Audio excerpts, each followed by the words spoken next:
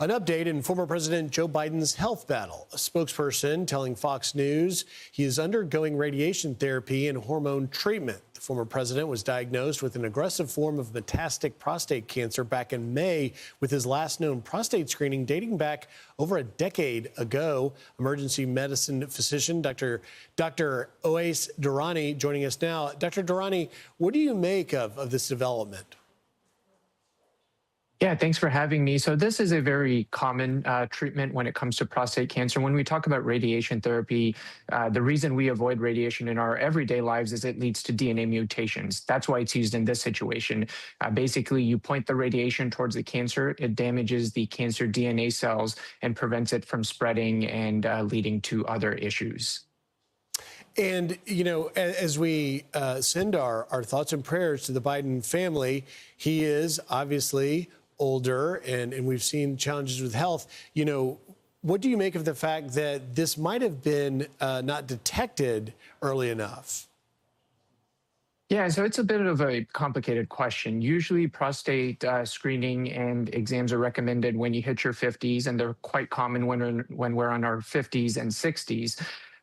The guidelines say after the age of 70 for kind of the mass population that there's generally no need. Now, obviously, that's a very personal decision between a patient and their doctor. And so it wouldn't be unheard of to not have had your, exams and levels checked throughout your 70s.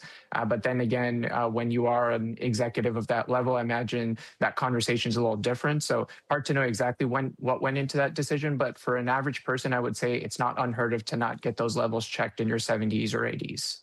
Dr. Durrani, do you see this as kind of a reminder, particularly for men in their 50s and beyond across the country, to have prostate checkups? We can show some of the numbers we put together, over 300,000 new cases expected. It's one of the most common cancers of men. In fact, 1 in 8 men affected in their lifetime, most common cancer in men.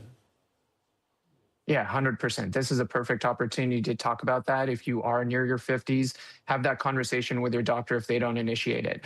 There are certain groups, right? If you had a first-degree relative who had prostate cancer, you may need earlier screening. So keep that in mind. Certain races need earlier screening as well.